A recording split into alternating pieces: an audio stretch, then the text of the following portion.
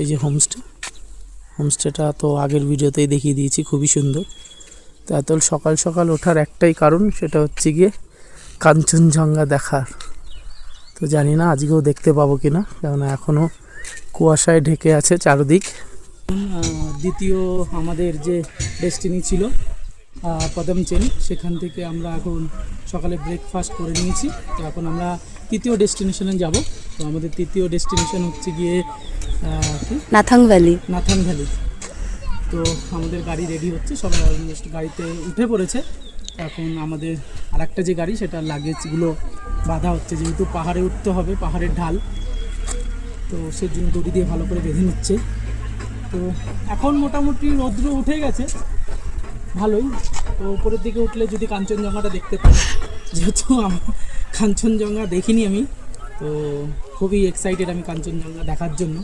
তো জানি না কখন দেখতে পাবো।